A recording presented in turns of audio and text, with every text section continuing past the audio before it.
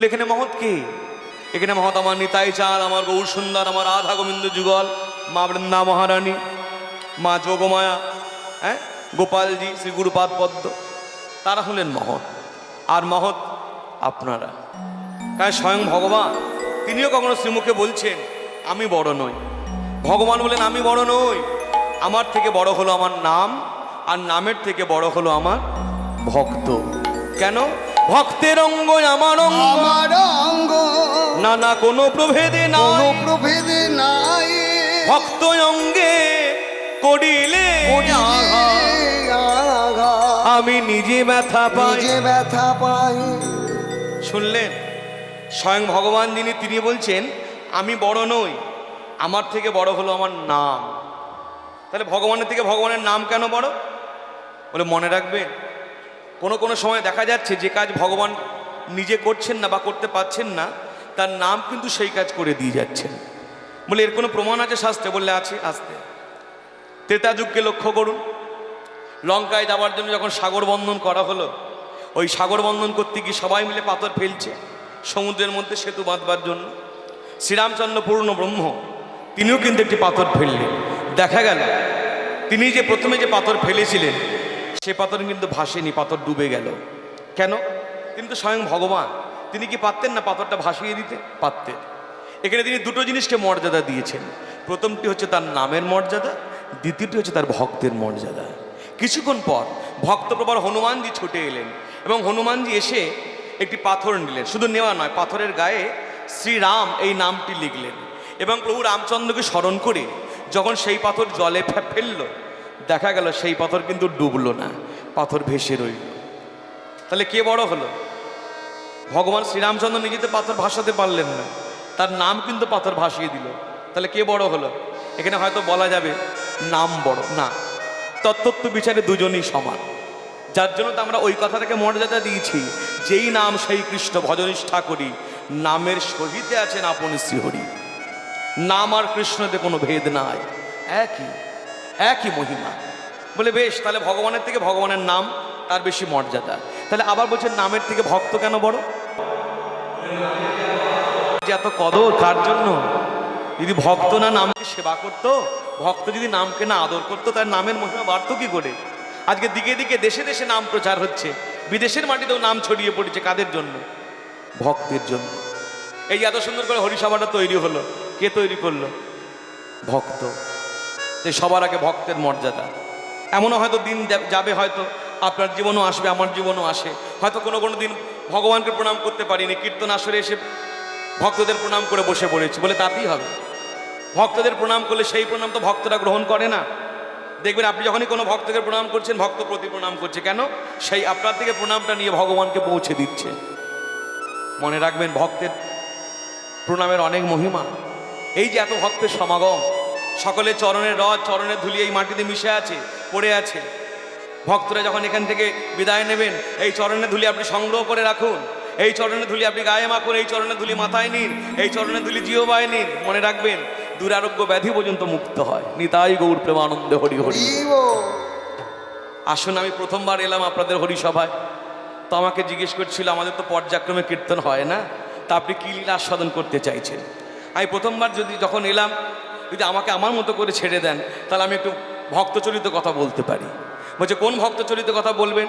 আমি শ্রী শ্রী চৈতন্য চরিতামৃত গ্রন্থ অবলম্বনে 6 গোস্বামীর একবারে শেষ গোস্বামীপাদ ছিল রঘুনাথ দাস গোস্বামীপাদের জীবনী কথা। আজকে আমরা আস্বাদন করব জয়রূপ সনাতন ভট্ট রঘুনাথ, শ্রীজীব গোপাল ভট্ট, দাস রঘুনাথ। এই দাস রঘুনাথের জীবনী কথা এখন আমরা আস্বাদন করব শ্রী শ্রী চৈতন্য চরিতামৃত গ্রন্থকে অবলম্বন করে। আসুন, এই কথা বলতে গিয়ে প্রথমেই আমাদের গৌরচন্দ্র আস্বাদন করতে হবে, কারণ গৌরকে না জানলে কোনো লীলারই কিছু জানা যায় না। এই যে বন্দনার মধ্য দিয়ে আমরা গৌরকে প্রণাম জানালাম, আজানুলম্বিত ভুজৌ গণকাবদাত সংকীর্তনৈক পিতর, আমার গৌর হলে সংকীর্তনের পিতা। আসুন, সেই সংকীর্তন পিতা গৌরকে আগে আমরা স্মরণ করি। জয় জয় জগন্নাথ শচীর নন্দন, ভুবন করে যার চরণ বন্দন, বিশুদ্ধ ভজন রসে ডুবে বৈষ্ণব মহাজন পদকর্তা, অর্থাৎ যার কথা ধরে আজ আমরা গৌরচন্দ্র শুরু করলাম, তার নাম হলো বাসুদেব ঘোষ। এই বাসুদেব ঘোষ কথাটা বলতে গিয়ে একটা কথা আমি আপনাদের বলে দিই। এই বাসুদেব ঘোষের পরিচয় কি? আজ থেকে 540 বছর আগে মহাপ্রভুকে সামনে থেকে কীর্তন শুনিয়েছিল এই বাসুদেব ঘোষ। শুনলেন মায়েরা? যেমন আজকে ভাগ্য বলে আমি বক্তার আসনে দাঁড়িয়েছি, আপনারা শ্রোতার আসনে। এইরকম আজ থেকে 500 বছর আগে যিনি বক্তার আসনে মানে গায়কের আসনে বসেছিলেন তিনি হলেন বাসুদেব ঘোষ। আর যাকে গান শোনাচ্ছিলেন মানে কীর্তন শোনাচ্ছিলেন তিনি হলেন স্বয়ং মহাপ্রভু। তাহলে বুঝতে পারছেন তার কত ভাগ্য। স্বয়ং মহাপ্রভুকে কীর্তন শুনিয়েছে। এরা 3 ভাই, বর্ধমান জেলার লোক, পরবর্তী সময় চলে এলেন মেদিনীপুরে তাম্রলিপ্ত মানে তমলুক শহরে। আজও সেই শ্রীপাঠ আছে নরপোতা নামক গ্রামে। সেই বাসুদেব ঘোষ গৌর অপ্রকটের পর একবার তাকিয়ে দেখলেন কলিহত জীবের দিকে, এবং কলিহত জীবের দিকে তাকিয়ে তিনি খুব মর্মাহত হলেন, মানে মনে মনে খুব দুঃখ পেলেন। বলে কি দুঃখ? বলে তিনি কলিহত জীবের দিকে তাকিয়ে যা বুঝলেন কলিহত জীবের খুব মলিন অবস্থা। বলে মলিন অবস্থা মানে কলিজীবের মানুষ খেতে পড়তে পায় না সেরকম? বলে না না না না, সেদিক থেকে মলিন নয়। বলে তাহলে? বলে যে কলিযুগে বাস করছে কলিযুগের মানুষ, সেই কলিযুগের মাটিতে বাস করে বিশেষ করে বাঙালি ভক্তরা তারা নিতাই গৌরকে চিনতে পারল না। যতটা তারা রাধা কৃষ্ণকে চিনেছে, যতটা রাম সীতাকে চিনেছে, যতটা শিবদুর্গাকে নিয়ে মেতে আছে, যতটা লক্ষ্মীনারায়ণকে নিয়ে মেতে আছে, নিতাই গৌরকে নিয়ে বাঙালি ভক্তদের কোনো মাতামাতি নাই। এই নিতাই গৌরকে বাঙালি ভক্তদের তাই নিয়ে কোনো জানবার আগ্রহ পর্যন্ত নাই। যার জন্য তিনি লিখলেন মলিন অবস্থা। যার জন্য তিনি একটি পদ লিখলেন, যে পদটা এখন আমরা গাইছি এটা বাসুদেব ঘোষের লেখা পদ। তিনি অন্তত এই পদটা লেখার সময় মনে মনে ভেবেছিলেন হয়তো যে কলিযুগের মানুষ অন্তত বুঝুক আমার গৌর কে। যার জন্য খুব সোজা সরল ভাষায় এই পদখানি লিখলেন। কি লিখলেন? প্রথম লাইনেই লিখলো জয় জয় জগন্নাথ সচির নন্দ। ভক্তমণ্ডলী, ভক্তিমতী মায়েরা, আমরা যখন কেউ কারো পরিচয় দিয়ে থাকি নিজের নামটি বলবার পর বা লেখবার পর কার নাম আসে? মায়েরা। এখানে মায়েরা কথা বলে না কেন? দেখুন, ছেলেদের সঙ্গে মায়েদের একটা নারীর টান থাকে, তাই না? ছেলেরা ডাকলে মায়েরা থাকতে পারে না। যার জন্য ছেলের কি বা অমঙ্গল সবার আগে কে বুঝতে পারে? মা। যার জন্য দেখবেন ছেলে যদি দূর থেকেও ডাকে মায়ের হাতে যতই জরুরি কাজ থাক মা আগে হাতের কাজটা ফেলে রেখে সাড়া দেয়। কেন না? আমার ছেলে ডাকছে। আর এখানে দেখলাম উল্টো ব্যাপার, ছেলে গলা ফাটিয়ে ডাকছে, মায়েদের মুখে সাড়া নাই। কেন? কিছু ব্যাপার আছে নিশ্চয়ই। বলে হ্যাঁ ব্যাপার তো আছে। ব্যাপার একটা নয়, ব্যাপার দুটো। পরের মা আর পরের ছেলে, তাই না? ওটা তো পরের ছেলে কীর্তন গাইছে, ডাকলে তো ভারী বইই গেল। এই ভাব নিয়ে বসে থাকলে হবে না। আমরা কীর্তন শুনতে আসি কেন? কিছু শেখার জন্য, কিছু পাওয়ার জন্য, কিছু জানার জন্য, আর সর্বোপরি হলো আনন্দ পাওয়ার জন্য। আর মনে রাখবেন, পরপর ভাব থাকলে আনন্দ হয় না। আনন্দ তখনই হয় যখন কাউকে নিজের করে ভাবতে পারি। আমার বিনীত অনুরোধ, আমায় অন্য সময় যা ভাবেন ভাববেন, যতক্ষণ একসঙ্গে হরিসভায় রয়েছি, ভক্ত সঙ্গে রয়েছি, কীর্তনের মধ্যে রয়েছি, একটু কষ্ট করে হলেও নিজের ছেলের মতো মনে করতে হবে। করবেন তো মায়েরা? ওই কিছু কিছু মায়েরা হাত তুলে জানিয়েছে বা মাথা নাড়ছে, বাদ বাকি মায়েরা চিন্তা করছে। কি করবেন তো? বেশ, তাহলে প্রথমবারটা আমি বলে দিই, পরের বার থেকে আপনারা বলবেন। যখনই জয় নিতাই জয় গৌর, যারা এখনো প্রসাদ পেতে বাকি আছেন দয়া করে প্রসাদকে মর্যাদা দিয়ে প্রসাদ পেয়ে এসে তারপর আপনারা আবার কীর্তন শ্রবণ করুন। যারা এখনো প্রসাদ পেতে বাকি আছেন প্রসাদকে ভক্তি করে, প্রসাদকে মর্যাদা দিয়ে প্রসাদ পেয়ে এসে তারপর আবার কীর্তন শুনুন। যাই হোক, জয় নিতাই জয় গৌর। আমি আমার কথায় ফিরে আসি। আমরা যখন কেউ কারো পরিচয় দিই নিজের নামটা বলবার পর বা লেখবার পর যার নাম আসে তিনি হলেন বাবা, পিতৃ পরিচয়। আর পদকর্তা বাসুদেব ঘোষ কার বাবার নাম বলছে সেটা লিখলেন না, প্রথম লাইনেই দেখুন জয় জয় জগন্নাথ। বলে জগন্নাথটি কে? মহাপ্রভুর বাবার নাম হলো জগন্নাথ মিশ্র। তাহলে মহাপ্রভুর নাম কি? বলে মহাপ্রভু তো অনেক নাম, কেউ বলছে গৌরাঙ্গ, কেউ বলছে চৈতন্য, কেউ বলছে নিমাই। কিন্তু মনে রাখবেন তার নামটা হলো তথ্যগত বিচারে বিশ্বম্ভর। মহাপ্রভুর নাম হলো বিশ্বম্ভর মিশ্র। তাহলে বাবার নাম জগন্নাথ মিশ্র, মায়ের নাম শচী দেবী। এটা প্রথম লাইনে তথ্য। এইবার তিনি দ্বিতীয় লাইনে তত্ত্ব লিখলেন। সবটাই তো তত্ত্ব হয় না, আগে তথ্য বললে এবার তত্ত্ব বলছে। দ্বিতীয় লাইনে ত্রিভুবন করে যার চরণ বন্দন। বলে ত্রিভুবন মানে স্বর্গমর্ত পাতাল, শুধু স্বর্গমর্ত পাতাল নয়, অনন্ত কোটি বিশ্ব ব্রহ্মাণ্ড যে চরণ বন্দনা করে, যে চরণ নিত্য স্মরণ করে, যে চরণ নিত্য ধ্যান করে, তা হলো আমার নিতাই গৌর পাদ পদ্ম। নিতাই গৌর হরি হরি। তারপর বলছে শোনো শোনো কলিহত জীব, এই গৌর কে জানো? বলে এই যে বলে জগন্নাথ মিশ্রের ছেলে। বলে না না, তার আরো পরিচয় আছে। বলছে নীলাচলে শঙ্খচক্র গদা পদ্মধর। নীলাচল মানে কোন জায়গা? পুরীধাম। পুরীকে আমরা বলি নীলাচল। এইবার বলুন মায়েরা, শঙ্খচক্র গদা পদ্ম কোন ঠাকুরের হাতে থাকে? ভগবান নারায়ণের হাতে। পদকর্তা বাসুদেব ঘোষ লিখলেন, হে কলিহত জীব, যে ভগবানকে তোমরা দেখে থাকো সত্যযুগের ভগবান শঙ্খচক্র গদা পদ্মধারী, সেই শঙ্খচক্র গদা পদ্মধারী নারায়ণী তিনি এসেছেন আমার কলিযুগে দণ্ডকমণ্ডলধারী, অর্থাৎ আমার গৌর সুন্দর। যুগটা কলিযুগ। এই যুগে বাংলার মাটিতে দাঁড়িয়ে বিশেষ করে বাঙালি ভক্তরা তোমরা গৌরের পূজা করো। গৌরের পূজা করলে নারায়ণের পূজা হয়ে যায়। ওই নারায়ণকে পূজা করলে যে ফল, গৌরকে পূজা করলে একই ফল। শুনলেন আপনারা? পদকর্তা বাসুদেব ঘোষ কি শিক্ষা দিলেন? আমাদেরকে বলছে গৌরের পূজা করতে, ধ্যান করতে হলে গৌরের ধ্যান করো, জপ করতে হলে গৌরের জপ করো, সেবা করতে হলে গৌরের সেবা করো। গৌরকে সেবা করলে নারায়ণের সেবা হয়ে যায়। বলে বেশ, কথাটা মেনে নিলাম, কিন্তু কথার মধ্যে একটু কিন্তু আছে। বলে কি কিন্তু? বলে এই যে আপনি বললেন নারায়ণকে পূজা করলে যে ফল, গৌরকে পূজা করলে একই ফল। তা আমরা পূজা করবো, এখানে ফলের কথা আসছে কেন? কি মায়েরা, আমরা কি ভগবানকে পূজা করি ফলের আশায়? হয়তো আপনি মাথা নেড়ে বলছেন না, আমি মাথা নেড়ে বলছি না, কিন্তু মনে রাখবেন, একটু নিজেকে দিয়ে লক্ষ্য করবেন, পূজা করা তো দূরের কথা, ভগবানকে একটা প্রণাম করে আমরা কি চেয়ে নিই না? চাই না কিছু? একটা ছোট ঘটনা বললে মনে পড়বে। জয় নিতাই জয় গৌর। শ্রী শ্রী গোপালজিউ বিগ্রহ যার আছে, দয়া করে একটু কষ্ট করে তাকে কোলে নিয়ে বসতে হবে মা, কারণ আমাদের এই চরণের ধুলিগুলো, উনি ঠিকই বলেছেন, চরণের ধুলিগুলো গিয়ে গোপালের শ্রীমুখে উড়ে উড়ে পড়বে। যিনি গোপাল এখানে রেখে গিয়েছেন, দয়া করে শ্রী শ্রী গোপালজিউ বিগ্রহ দয়া করে এখান থেকে নিয়ে গিয়ে আপনার কোলে নিয়ে বসুন বা অন্যত্র কোথাও বসান। আমাদের এখানে শতরঞ্জি যে পাতা আছে তাতে অনেক ধুলি আছে, সেই ধুলিগুলো উড়ে গিয়ে গোপালের শ্রীমুখে লাগছে। চরণে ধরে বলি, গোপালজি বিগ্রহ যার আছে তিনি নিয়ে যান। আসনের মধ্যে যে গোপাল বসানো আছে তাকে নিয়ে যান। কি যেন বলছিলাম ভুলে গেলাম। হ্যাঁ, ছোট একটা ঘটনা বললে বুঝতে পারবেন। এই গত বছর লক্ষ্মী পুজোর সময় কীর্তন করতে গেছি বীরভূম জেলায়। তো যাই হোক, লক্ষ্মী পুজো উপলক্ষে কীর্তন হয়েছে, আর মানে যাবার পর আমাদের খুব আদর যত্ন করছে, কিন্তু ওই বাড়ির মাকে লক্ষ্য করলাম যে এই ঠাকুর মশাই এসেছে না, ওই যে মানে পূজার কাছে বসেছে আর উঠছে না, মানে একবার হাত জোর করে বসেই আছে। আর যেই ঠাকুর মশাই পূজা করে চলে গেলেন, প্রায় মিনিট 5-7 হবে উপুর হয়ে পড়ে রয়েছে প্রণাম করে, প্রণামের ভঙ্গিতে। তা যখন উঠল, আমি তাকে জিজ্ঞেস করছি, মা একবার কাছে আসুন। হ্যাঁ বাবা। এই যে মা লক্ষ্মীর ঘটের সামনে প্রায় মিনিট 5-7 পড়ে রইলেন, কি করছিলেন? বলবো আমি প্রণাম করছি। আমি প্রণাম এতক্ষণ লাগলো? বলে ওকে শুধু প্রণাম করেছি। তবে বলে কিছু চেয়ে নিলাম মা লক্ষ্মীর কাছে। কি চাইলেন? বলে সব আপনাকে বলা যাবে না, মেয়েদের কথা আপনি শুনে কি করবেন? আমি বলুন না, আমাকে 5 জায়গায় যেতে হয়, অনেকে অনেক রকম কথা জিজ্ঞেস করে, হয়তো আপনার কথাগুলো তাদের কাজে লেগে যাবে। কি বললেন? বলছে কেউ নেই বলে আপনাকে বলছি।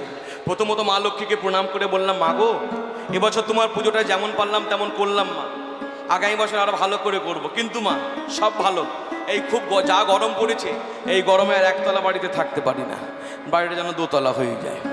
তারপর আবার কি, ছেলে একটা মোটর বাইক কিনবে, বাইকটা করে দিও মা। আর হ্যাঁ মা লক্ষ্মী, তুমি আমাকে ভালো রেখো, আমার স্বামীকে ভালো রেখো, আমার ছেলেকে ভালো রেখো, আমার বৌমাকে ভালো রেখো, আমার নাতিকে ভালো রেখো। আমার তাহলে প্রণাম করবার বেলায় একবার, আর চাইবার বেলায় একবারে পাহাড়।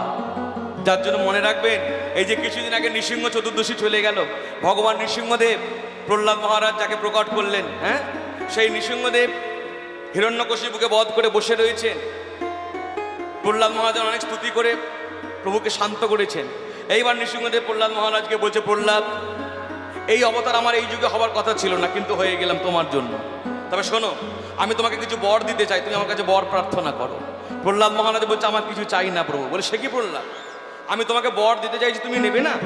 তখন প্রহ্লাদ মহারাজ বলছে, প্রভু, জগতে কাজ খুঁজতে খুঁজতে কেউ যদি হীরের সন্ধান পায়, তার কি আর কাচের প্রতি মোহ থাকে? আমি তো জগতেই মায়ার খেলনা নিয়ে খেলা করছিলাম, আমার বাবা, আমার মা, আমার সংসার, আমি তো এইসব খেলতে খেলতে তোমাকে পেয়ে গেছি, মানে হিরে পেয়ে গেছি। আর কি আমার কাচের প্রতি? না না প্রহ্লাদ, তুমি যদি চাও আমি তোমাকে পৃথিবীর রাজা করে দিতে পারি, কিছু অন্তত চাও। তখন প্রহ্লাদ মহারাজ একটি কথা বলেছিলেন, প্রভু, তুমি হয়তো আমাকে চাইতে বলছো, কিন্তু আমার কি মনে হয় জানো, যারা তোমাকে প্রণাম করে তোমার কাছে কিছু বিন্দুমাত্র চেয়ে নেয়, আমার মনে হয় তারা তোমাকে নিয়ে ব্যবসা করে। নিতাই গৌর হরি হরি। শিব তাহলে ভগবানকে প্রণাম, কোনো চাওয়া নয়। তুমি আমার সুখের ঠাকুর, তুমি সুখে থাকলে আমি ভালো থাকবো, তুমি ভালো থাকো, আমি যেন জন্মে জন্মে তোমার সেবা করতে পারি। তোমার চরণের সেবা থেকে, তোমার এই যে দাস করে রেখেছো এই পদ থেকে আমাকে সরিয়ে দিও না। ভক্তের হচ্ছে এই প্রার্থনা, যার জন্য পদকর্তা বাসুদেব ঘোষ জানতেন যে আজকে হয়তো আমি বলে গেলাম এই গৌর সত্যযুগী নারায়ণ, আজ থেকে 500 বছর পর, 1000 বছর পর মানুষের তো নাও বিশ্বাস হতে পারে। যার জন্য তিনি দ্বিতীয় লাইন আবার লিখলেন, হে কলিহত জীব, এই গৌর শুধু সত্যযুগী নারায়ণ নয়, তার আরো পরিচয় আছে। কি পরিচয়? কেহ বলে পুরবেতে, পূর্বে আমার আমার প্রাণ গৌর রাবণ বধিলা।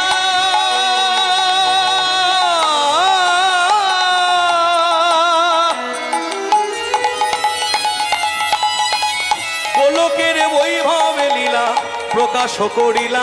হরি হরি। কেহ বলে পুরাবেতে রাবণ বদিলা, গোলকের বৈভব লীলা প্রকাশ করিলা। না কেউ কখনো দেখে নাই ভাই, কেউ কখনো দেখে নাই কেউ ভাই, কখনো দেখে নাই ভাই, কেউ কখনো দেখে নাই ভাই। জীবের ভাগ্যে হয়ে গেল একবার বদন ভরে গৌর হরি বল। জীবের ভাগে হয়ে গেল, ভরে গৌর হরি বল। জীবের ভাগে হয়ে গেল, কেউ কখনো দেখে না ভাই, গোলকের বৈভবে লীলা প্রকাশ করিলা। ওই গোলকের বৈভব লীলা প্রকাশ করিলা। শুনলেন মায়েরা, পদকর্তা বাসুদেব ঘোষ লিখলেন কিছুক্ষণ আগে, এই গৌর সত্যযুগী নারায়ণ। আবার এখন বলছে কেহ বলে পুরবেতে রাবণ বধিলা। তাই রাবণকে বধ করেছিল কে? শ্রীরামচন্দ্র। তাহলে এই গৌর যেমন সত্যযুগে নারায়ণ, আবার এই গৌরী ত্রেতা যুগে শ্রীরামচন্দ্র। তাহলে বুঝতে পারছেন আমরা কত ভাগ্যবান, কত ভাগ্যবতী, যার জন্য আমরা এই যুগে জন্ম পেয়েছি। এটা কোন যুগ? শাস্ত্র ঘাঁটলে জানা যায় যে যুগে আমরা বাস করছি এটা 28 নম্বর যুগ। বলে এর আগে 27টা কলিযুগ চলে গেছে, এটা হলো 28 নম্বর কলিযুগ। কিন্তু মনে রাখবেন এই যে কলিযুগ শুধু কলিযুগ নয়, এটা কলিযুগ বলবার আগে কিন্তু আমরা একটা করে কথা যোগ করে দিই। বলুন এটা কি কলিযুগ? তাহলে এখন আপনারা নিজে করতে পারলেন না। এটা কি কলিযুগ? ঘোর কলি। ঠিক ধরেছি। এই ঘোর কলিটা আমি বলছি, আপনি বলছি। কেন বলছি? দেখবেন কোনো টিভিতে খারাপ খবর দেখলাম, খবরের কাগজে কোনো খারাপ খবর পড়লাম, হ্যাঁ, পাড়ায় কোনো দুর্ঘটনা ঘটলো, দেখবেন আমরা একজনকে ডেকে ডেকে বলে দিই, ভাই কেন দুর্ঘটনা ঘটবে না? ঘোর কলি, ঘোর কলি। আর মনে রাখবেন যারা সাধু সন্ত বৈষ্ণব, যারা ভক্তিপদে ডুবে গেল, তারা কিন্তু বলছে না ঘোর কলিযুগ, তারা বলছে ধন্য কলিযুগ। কেন ধন্য কলিযুগ? আমার গৌর এলেন বলে। কিন্তু মনে রাখবেন গৌর এলেন বলে কলিযুগ ধন্য হলো। শুধু কলিযুগ কেন, সত্যযুগে তো ভগবানের যে 24 অবতার, তার মধ্যে 4টি অবতার সত্যযুগে হয়েছে। কখনো কাউকে বলতে শুনে যে ধন্য সত্যযুগ? কেউ বলে? কখনো কাউকে বলতে শুনে যে ধন্য ত্রেতা যুগ? বলছে না। কখনো কাউকে বলতে শুনলে ধন্য দাপর যুগ? বলছে তাও তো নয়। একমাত্র ব্যতিক্রমে এই কলিযুগ ধন্য কলিযুগ। কেন? আমার গৌর অবতার। কিন্তু খুব দুঃখের বিষয়, কলিযুগ যার জন্য ধন্য হলো আমার গৌর অবতার, সেই কলিযুগে বাস করে আজ আমরা বহু লোক গৌরকে চিনি নাই। এই তো গত পরশুদিন, তার আগের দিন যেখানে কীর্তন করলাম, আমি মানুষকে ডেকে ডেকে বলছি, আচ্ছা মা বলুন তো মহাপ্রভু জন্মদিন কবে? মুখের দিকে তাকিয়ে আছে। আমি জানেন না? বলছে না। আচ্ছা কৃষ্ণের জন্মদিন কবে? জন্মাষ্টমী। জন্মাষ্টমী। রামচন্দ্রের জন্মদিন কবে? বলছে রামনবমী। তাহলে রামচন্দ্রের জন্মদিনটা মনে আছে, কৃষ্ণের জন্মদিনটা মনে আছে, গৌরের জন্মদিন মনে নাই। বলছে হয়তো কীর্তনীয়টা বলে যায়, আমরা ভুলে গেছি। আমি বেশ। সত্যযুগের ভগবানকে? বলছে নারায়ণ। ত্রেতা যুগের ভগবানকে? বলছে রামচন্দ্র। দাপরের ভগবানকে? বলছে কৃষ্ণচন্দ্র। আচ্ছা কলিযুগের ভগবানকে? এই যখনই বলেছি কলিযুগের ভগবানকে, এ ওর মুখের দিকে তাকাচ্ছে, ওর মুখের দিকে তাকাচ্ছে, মানে কার নাম বলবো? কলিযুগে তো অনেক ভগবান, আপনি যেদিকে তাকাবেন সেদিকে একটা করে ভগবান গজিয়ে উঠছে। মানে ভগবান তৈরি করবার কারখানা হয়ে গেছে কলিযুগে। এ বলছে ওই ঠাকুর ভগবান, ও বলছে ওই ঠাকুর ভগবান, ও বলছে সেই ঠাকুর ভগবান। আসল ভগবানকে মানুষ গুলিয়ে ফেলেছে। কিন্তু মনে রাখবেন শাস্ত্রগত বিচারে, তথ্যগত বিচারে, তত্ত্ব বিচারে কলিযুগের ভগবান হলেন আমার নিতাই চাঁদ, আমার গৌর সুন্দর, ইহা ব্যতীত অন্য কেউ নয়। কিন্তু সেই কলিযুগে বাস করে আজ আমরা গৌরকে চিনলাম না। জেলা দক্ষিণ 24 পরগনা, আমি নাম ধরে ধরে বলে দিচ্ছি। এই কিছুদিন আগে কীর্তন আসর থেকে নামছি, আমার এত খারাপ লাগলো, মনে হয় টাকাটা না নিয়ে বোধহয় বাড়ি চলে গেলে ভালো হতো। আমি আসর থেকে নামছি, আমার হাত ধরেছে এইরকম। আর কিছু বলবেন? বলছে আপনি 3 ঘন্টা কীর্তন করলেন, আপনি কি বললেন গৌর ভগবান? হ্যাঁ, কেন আপনার সন্দেহ আছে? বলছে গৌর কি করে ভগবান হবে? গৌর হাত তুলে আছে, তো ভক্ত, আমরাও ভক্ত। আমি তাই? আপনি গৌরের হাত তোলাটা দেখলেন, গৌরের লীলাটা দেখেননি, যার জন্যই এখনো মূর্খের মতো বলে চলেছেন গৌর ভক্ত। মনে রাখবেন, গৌর যদি ওই রকম করে আসতো না, আপনার হাত তোলা কোথায় চলে যেত। বলে কীরকম করে? আমি দেখলেন না, সত্যযুগে অস্ত্র ছিল, ত্রেতা যুগে অস্ত্র ছিল, দাপট যুগে অস্ত্র ছিল, কলিযুগে তার হাতে তো অস্ত্র নাই। তিনি প্রতিজ্ঞা করে এসেছিলেন। কি প্রতিজ্ঞা? রাম আদি অবতারে ক্রোধে নানায় অস্ত্র ধরে কত অসুরের করিরু সংহার, এবে অস্ত্র না ধরিব প্রাণে কারেও নামা দিব, হরিনাম প্রেমে চিত্ত সধিব সবার। যদি অস্ত্র নিয়ে আসতো তাহলে তাকে মানতেন, তার হাতে তো অস্ত্র নাই, যার জন্য আপনার এখনো মুখে আসছে গৌর ভগবান কিনা। আপনি বাঙালি? বলছে হ্যাঁ। আপনি হিন্দু? তো বলছে হ্যাঁ। আর শুনুন, আমি তো আপনার সঙ্গে তর্ক জুড়তে পারবো না, আপনাকে ছোট একটা গান শোনাই। এই গানটি কিছু বছর আগে যিনি লিখেছিলেন তিনি একজন মুসলমান। বলছে কি নাম? আমি নামটা পরে বলবো, আগে গানটা শুনুন। আপনার মনে সন্দেহ আছে গৌর ভগবান কিনা? বলছে হ্যাঁ, আমি গৌরকে ভগবান বলে মানতে পারি না। আর শুনুন, আপনি হয়তো মানতে পারলেন না, তিনি মুসলমান হয়ে তিনি কি লিখলেন জানেন? আমাকে আপনাকে জানাতে তিনি কলমে লিখলেন, ও ভাই তোমরা পথে কি দেখলে যেতে আমার গৌর ভগবানের, পথে কি দেখলে যেতে আমার গৌর ভগবানের, তোমরা পথে কি দেখলে যেতে আমার গৌর ভগবানের, তোমরা পথে কি দেখলে দেখো, দেখো। যেতে আমার গৌর ভগবানের, নানা যারে কোলে যায় না দেওয়া কোলে দেয় সে ডেকে তারে, নানা যারে কোলে যায় না দেওয়া কোলে দেয় সে ডেকে তারে, নানা যারে কোলে যায় না দেওয়া, যারে কোলে যায় না দেওয়া, যারে কোলে যায় না দেওয়া কোলে দেয় সে ডেকে তারে, পথে কি দেখলে যেতে আমার গৌর ভগবানের, পথে কি দেখলে যেতে আমার গৌর ভগবানের। তিনি মুসলমান হয়ে লিখলেন। বলে গৌরকে দেখতে কেমন? নবীন সন্ন্যাসী সে রূপে তার পাগল করে, নবীন হরি হরি সন্ন্যাসী বল। সেই রূপে তার পাগল করে, ও নবীন সন্ন্যাসী সে রূপে তার পাগল করে, নবীন সন্ন্যাসী সেই রূপে তার পাগল করে, কেঁদে কেঁদে কৃষ্ণ প্রেম ভিক্ষা মাগে দাঁড়ে দাঁড়ে, কেঁদে কেঁদে কৃষ্ণ প্রেম ভিক্ষা মাগে দাঁড়ে দাঁড়ে, পথে কি দেখলে যেতে আমার গৌর ভগবানের, পথে কি দেখলে যেতে আমার গৌর ভগবানের, পথে কি দেখলে যেতে আমার গৌর ভগবানে, পথে কি দেখলে যেতে আমার গৌর ভগবানের, জগতের জগাই মাধাই মগ্ন যারা পাপের পাকে, জগতের জগাই মাথায় মগ্ন যারা পাপের পাকে, এই জগতের জগাই মাধাই, জগতের জগাই মাধাই। তিনি তো কবি হয়ে লিখতে পারতেন নবদ্বীপের জগাই মাধাই, তিনি তো লিখতে পারতেন নদিয়ার জগাই মাধাই, তিনি তা না লিখে লিখলেন জগতের জগাই মাধাই। কেন? মনে রাখবেন, ওই নবদ্বীপে যে জগাই মাধাই ছিল তারা কিন্তু কেউ প্রভুর শত্রু নয়, তারা প্রভুর নিজজন। প্রভু তাদেরকে দিয়ে অভিনয় করিয়েছেন যে এই এই অপরাধগুলো করলে মানুষের এই এই ফল ভোগ করতে হতে পারে, যার জন্য এদেরকে আবার প্রভু নিজের কাছে নিয়ে নিয়েছেন। কিন্তু মনে রাখবেন, আমি যে হরি কথা বলছি, ওই জগাই মাধায়ের মতো অসুর প্রবৃত্তিগুলো আমার মধ্যেও আছে। প্রতিনিয়ত কত পাপ করছি ভেবে দেখুন। পৃথিবীর এত কোটি কোটি লোক এই যে প্রতিদিন কত পাপ করছে, এত পাপ রাখা হবে কোথায়? তাই না? যদি পৃথিবীর মাটিতে ফেলে দেয়, পৃথিবীতে ফেটে চৌচির হয়ে যাবে। তাহলে পাপগুলিকে নিচ্ছেন কে? ওই দেখুন নিতাই চাঁদ দাঁড়িয়ে আছে, মহাপ্রভু দাঁড়িয়ে আছে, হাতের ভঙ্গিটা কিরকম? শুধুই কি নৃত্য করছে? না, বলছে হে কলিহত জীব, তোমাদের এই পাপগুলি আমাকে দিয়ে দাও, ওইগুলি বহন করতে পারি একমাত্র আমি, দিয়ে তোমরা শূন্য হও, সেই শূন্য পাত্রে হরিনামামৃত দেব। যার জন্য হাতটা তুলে দাঁড়িয়ে রয়েছেন, দাও পাপগুলি আমাকে দিয়ে দাও। তাহলে আমাদের সকলের পাপ কে নিচ্ছেন? মহাপ্রভু, আমার নিতাই চাঁদ। দেখো দেখো, জগতের জগাই মাধাই মগ্ন যারা পাপের পাকে, জগতের জগাই মাথায় মগ্ন যারা পাপের পাকে, সকলের পাপ নিয়ে সোনার গৌরঙ্গে মাখে। সকলের পাপ নিয়ে সোনার গৌরঙ্গে মাখে। আমাদের সকলের পাপ নিয়ে সোনার গৌরঙ্গে মাখে। সকলের পাপ নিয়ে সোনার গৌরঙ্গে তোমরা মাখে। পথে কি দেখলে যেতে আমার গৌর ভগবানে। তোমরা পথে কি দেখলে যেতে আমার গৌর ভগবান। ওই আমার গৌর ভগবানে, আমার প্রাণের গৌর ভগবানে। ওই আমার গৌর ভগবানের আমার প্রাণের গৌর ভগবান। ওই আমার গৌর ভগবানে, প্রাণের গৌর ভগবানে। ওই আমার গৌর ভগবানের প্রাণের গৌর ভগবানে। তোমরা দেখলেন একজন মুসলমান হয়ে তিনি লিখছেন গৌর আমার ভগবান। আর আজকে আমরা বাঙালি জাতি, আমরা নিজেদের হিন্দু বলে গর্ব করি, আমরা সনাতনী, আমাদের মনে এখনো সন্দেহ গৌর কি সত্যি ভগবান।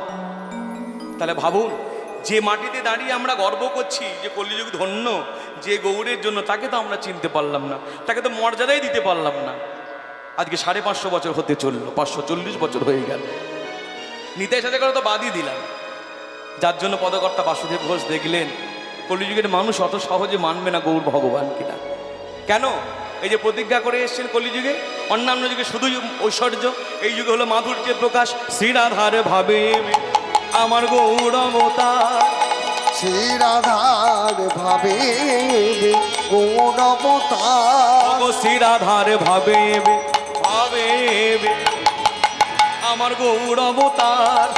শ্রীরাধার ভাবে গৌর অবতার। শ্রীরাধার ভাবে গৌর অবতার। আরে হরে কৃষ্ণ মহামন্ত্র করিলেন প্রচার। আরে হরে কৃষ্ণ মহামন্ত্র করিলেন প্রচার। যা ছিল অতি গোপনে ছিল, যা ছিল অতি গোপনে ছিল, ছিল অতি গোপনে ছিল, যা ছিল অতি গোপনে ছিল, মহাপ্রভু বিলাই দিল কলিহত জীবে কৃপা করে। আমার হরি হরি মহাপ্রভু বল। বিলাই জীবের দিল, দাঁড়ে দাঁড়ে ঘুরে ঘুরে মহাপ্রভু বিলাই দিল, ছিল অতি গোপনে ছিল। হরে কৃষ্ণ মহামন্ত্র করিলেন প্রচার। ওই হরে কৃষ্ণ মহামন্ত্র নাম করিলেন প্রচার। বলে গৌর এলেন, শুধু এলেন না, এটি বিশেষ জিনিস তিনি আমাদেরকে দিয়ে গেলেন। কি দিলেন মা? হাতে নয় পায়ে ধরে সকলের দাঁড়ে দাঁড়ে ঘুরে ঘুরে হরে কৃষ্ণ কৃষ্ণ কৃষ্ণ হরে হরে, হরে রাম রাম রাম হরে হরে। এটাকে আমরা কি বলি? মহামন্ত্র, তাই তো? মনে রাখবেন, আমরা কৃষ্ণমন্ত্রে দীক্ষিত, আমরা কীর্তন করি বলে গাইছি তা কিন্তু নয়। 2025 সালে দাঁড়িয়ে আপনি দেখুন, যেখানে কালী পুজো হচ্ছে সেখানেও মহামন্ত্র নাম বলছে। শ্রাদ্ধ হচ্ছে, এই তো সেদিনকে কৃষ্ণনগরে গেলাম, হ্যাঁ দেখি শ্রাদ্ধ বাড়ি হচ্ছে, মহামন্ত্র নাম বলছে ঠাকুর, মানে যিনি শ্রাদ্ধের ক্রিয়া করছে। তা আমি জিজ্ঞেস করলাম, আচ্ছা আপনার এত নাম ডাক চারিদিকে, এসে দেখে শুনছি, হ্যাঁ তা আপনি এত বেদের মন্ত্র বলবার পর মহামন্ত্র বলছেন কেন? বলছি শুনুন, এই কলিযুগে আমি যে মন্ত্রই বলি না কেন, এই মহামন্ত্র কীর্তন যদি আমি না করতে পারি, হয়তো আমার গলায় তুলসীর মালা নাই, কিন্তু মহামন্ত্র কীর্তন যদি আমি না করি, কোনো মন্ত্রই সিদ্ধ হবে না। বুঝতে পারছেন? আজ থেকে 50 বছর পিছিয়ে যান, লোকের কিন্তু এই ভাবনা ছিল না। কিন্তু যে সম্প্রদায়ের হাত ধরেই হোক, সে ইস্কন হোক, গৌরীয় মঠ হোক, হ্যাঁ রাম রাধারমণের গণ হোক, যেখান থেকে হোক, আজকে মহামন্ত্র নামকে লোকে মর্যাদা দিয়েছে।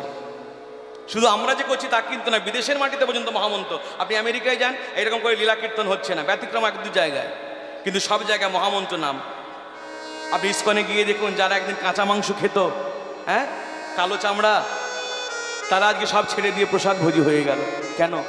তারা সারবোঝ বুঝে নিয়েছে এই পৃথিবীতে ভগবান যা এতদিন করেছে তা করার জন্য পাঠায়নি। এই পথে এলাম, এই রাজ্যে এসে দেখছি ভিন্ন স্বাদ, পরম ভক্তি লাভ, যার জন্য তারাও আশ্রয় করেছে মহামন্ত্র নাম। এই নামের অনেক মহিমা। মহাপ্রভু বললেন অষ্টসিদ্ধি পাবে হরিনাম করলে, হরিনাম করলে শক্তি পাবে। বলি হরিনাম করলে শক্তি পাবো মানে? শক্তি তো যথেষ্ট আছে। বলে না, এই শক্তি কিসের শক্তি? লোকের সঙ্গে মারামারি করার জন্য নয়। কলির প্রভাব থেকে আপনাকে নিজেকে বাঁচাতে হলে যে শক্তির দরকার, আপনাকে নাম সেই শক্তি দেবে।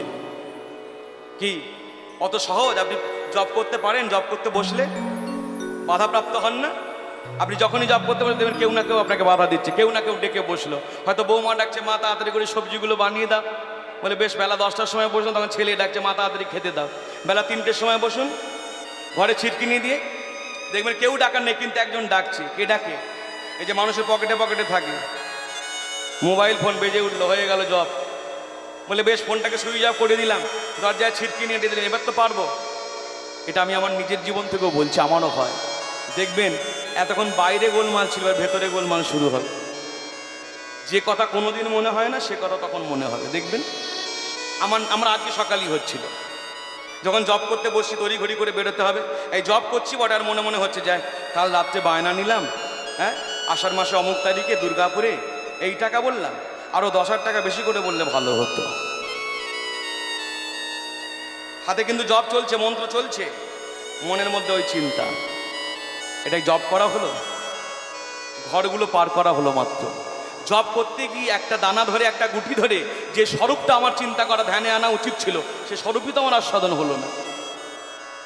অতএব এই প্রভাব থেকে যে আপনি বাঁচবেন, এই যে আমাকে কলি করতে দিচ্ছে না, তার জন্যই কি হরিনাম মানে মহামন্ত্র নাম।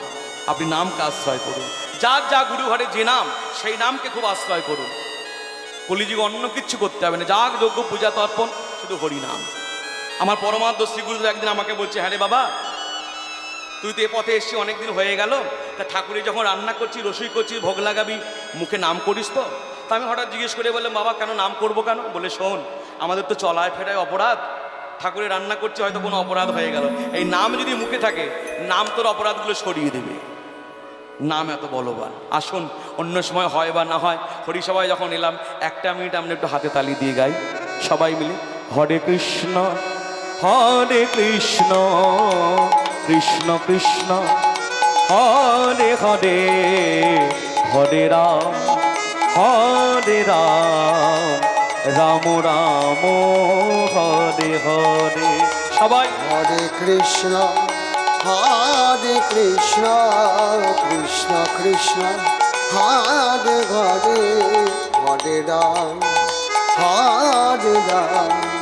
রাম রাম হরে হরে। হরে কৃষ্ণ কৃষ্ণ কৃষ্ণ হরে হরে, হরে রাম রাম রাম হরে হরে হরে। হরে কৃষ্ণ কৃষ্ণ কৃষ্ণ কৃষ্ণ হরে হরে, হরে রাম রাম রাম রাম হরে হরে। হরে কৃষ্ণ কৃষ্ণ কৃষ্ণ কৃষ্ণ হরে হরে, হরে রাম রাম রাম হরে হরে। হরি হরি হরে বল। কৃষ্ণ কৃষ্ণ কৃষ্ণ হরে হরে, হরে রাম রাম রাম হরে হরে। তাহলে নাম হচ্ছে বলবান, হরিনামকে আশ্রয় করতে হবে। তাহলে আমরা কি পেলাম? এই গৌরী সত্যযুগে নারায়ণ, এই গৌরী ত্রেতাযুগে রাম। অনেকক্ষণ থেকে দেখছি দূরে দাঁড়িয়ে দাঁড়িয়ে দুজন সব কিছু লক্ষ্য করছে। না না মায়েরা ওদিকে দেখবেন না, ওহ একবার বলবার অপেক্ষা। যেই বলেছি দূরে দাঁড়িয়ে মায়েরা ঘাড় ঘুরিয়ে দেখছে। আমি এখানকার কথা বলছি, নবদ্বীপের কথাই বলছি। 2 নদিয়া নাগরী দূর থেকে দেখছি। তাই তো, যে গৌরকে আমরা প্রতিদিন দেখি, আমরা তো জানতামই না এই গৌরকে। এক নদিয়া নাগরী আর এক নদিয়া নাগরীকে বলছে, সইরে এই গৌর হলো সত্যযুগে নারায়ণ, এই গৌর হলো ত্রেতাযুগে রাম। এই গৌরই কি বল? বলে এটা ভজনের কথা, কাছে আয়। কিরে সই, বল না এই গৌরকে? এই গৌরকে এসেছে ব্রজের বাঁকা কালো সখা, আয় তোরা দেখবি আয় তোদের এই নদিয়ায় এসেছে ব্রজের বাঁকা কালো সখা, আয় তোরা দেখবে গায় তোদের এই নদিয়ায়। একটা কথা আগে ভাগে জেনে নি। বলে আমি কি এইভাবে দাঁড়িয়ে দাঁড়িয়ে কীর্তন করবো না একটু নেচে নেচে গাইবো মাঝে মাঝে? যদি বলেন যে এইভাবে ঠিক আছে তাহলে থাক, আর যদি বলেন একটু নেচে নেচে গাইলে ভালো হয়, তাও করতে পারি। নেচে নেচে বেশ। তা আমি যদি নেচে নেচে গাই, আপনারা আমার কিছু দেবেন তো? কারণ দেখুন, আমরা তো কীর্তন গাইতে আসি, কেউ কি নাচতে আসি? কি দেবেন? হাতে তালি? না না না না না না, ওই সবাই যদি হাতে তালি দেয় না, ও চরবর চরবর করে আওয়াজ হবে, মুড়ি ভাজার মতো। ও দরকার নেই, একটু উলুধ্বনি, একটু জয়ের ধ্বনি হবে তো। যদি নাচতে পারি, যদি ভালো লাগে, আস্তে আস্তে আস্তে। কি বললাম আর কি বুঝলেন? আমি বললাম যদি নাচতে পারি, যদি ভালো লাগে তখন করবো। এসেছে ব্রজের বাঁকা কালো শাখা, আয় তোরা দেখবি আয়, দেখবি আয় তোদের এই নদীরায়। এসেছে ব্রজের বাঁকা কালো সখা, আয় তোরা দেখবি গায়, দেখবি গায় তোদের এই নদিয়ায়। রং ফিরেছে ঢং রং ফিরেছে ঢং ফিরেছে, রং ফিরেছে ঢং, রং ফিরেছে ঢং ফিরেছে। আর কালো বরণে চেনা দায় তোদের এই নদীরায়। এসেছে ব্রজের বাঁকা কালো সখা, আয় তোরা দেখবি গায়, দেখবি গায় তোদের এই নদিয়ায়। এসেছে ব্রজের বাঁকা কালো শাখা, আয় তোরা দেখবি আয়, দেখবি আয় তোদের এই নদিয়ায়। নানা কালো বরণে নাই, নাই কালো বরণে নাই, নানা তারে কালো বরণে নাই। নানা তার কালো বরণে নাই। বলে কালো বরণ নেই কেন? বলে বৃন্দাবনের কৃষ্ণ যখন নদিয়ায় এলেন গৌর হয়ে, একা আসেননি, সঙ্গে করে একজনকে নিয়ে এসছে। কাকে? রাধারানীকে। রাধা কৃষ্ণ মিলিত তনু আমার গৌর। মনে রাখবেন, এই গৌরের সেবা করলে রাধা কৃষ্ণ যুগলটি সেবা হয়। কেন? ভেতরটা কৃষ্ণ, বাইরেটা রাধাজি। অন্তর কৃষ্ণ বহি রাধা, রাধা ভাব সুবলিত তনু। আর এই মিলেমিশে এলে বলে নাম হয়ে গেল গৌরাঙ্গ। গোবিন্দ নামের প্রথম অক্ষর গয়কা, রাধা নামের প্রথম অক্ষর রয়কা, মিলেমিশে কি হলো? গোড়া। নানা কালো বরণে নাই, নানা তার কালো বরণে নাই। আমার আই অঙ্গে অঙ্গ রেখে গৌর হলো তাই।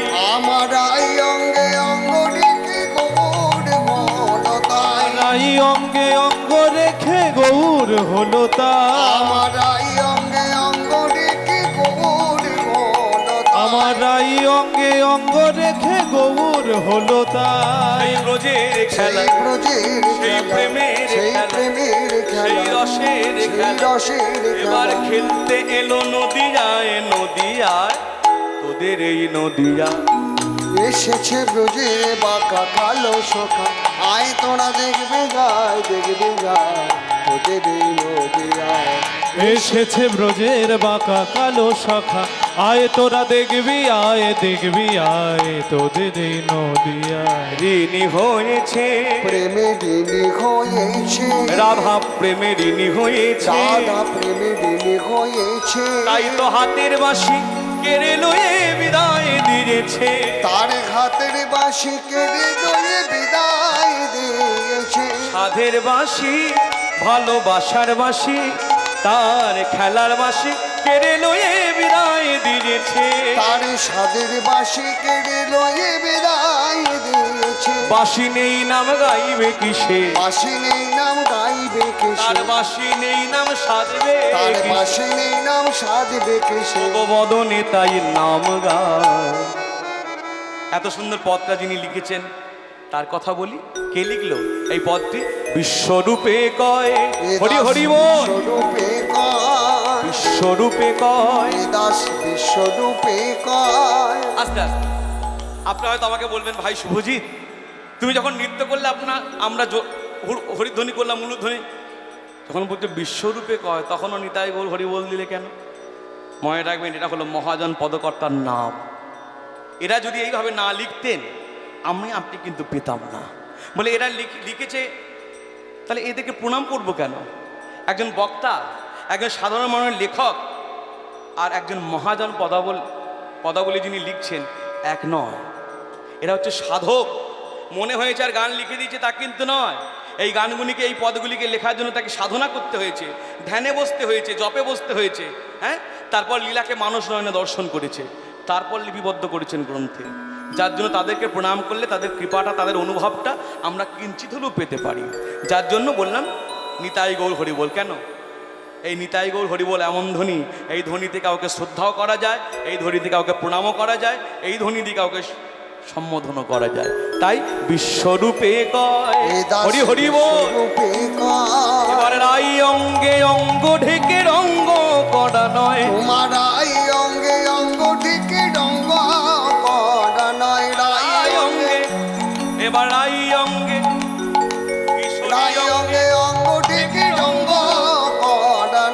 পাপি তাপি উদ্ধারিলে পাপি তাপি উদ্ধার এবার পাপি তাপি উদ্ধারিলে পাপি তাপি উদ্ধার দেখলেন ভক্তমণ্ডলী ভক্তিমতী মায়েরা, আমি যখনই পাপি তাপি বললাম হাতটা কেমন করে দেখালাম?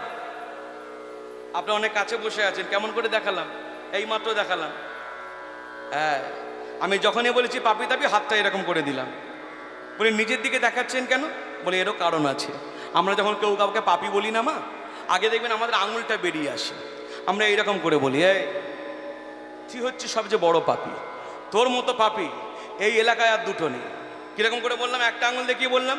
তো একটা আঙুল দেখে যখন কাউকে বলছি তুই পাপি, বাদ বাকি তিনটা আঙুল কোন দিকে আছে? আমার নিজের দিকে। অর্থাৎ অন্যকে দোষ দেবার আগে, অন্যকে পাপি বলবার আগে আগে ভাবতে হবে নিজের কি দোষ আছে। এই যে আমি যে বক্তার আসলে দাঁড়িয়ে দাঁড়িয়ে বড় বড় জ্ঞানের কথাগুলো বলছি বাবা, আমি যদি আমার নিজের দোষ বিচার করার চেষ্টা করি, হয়তো দেখবো আমার মতো বড় পাপি জগতে দুটো নাই।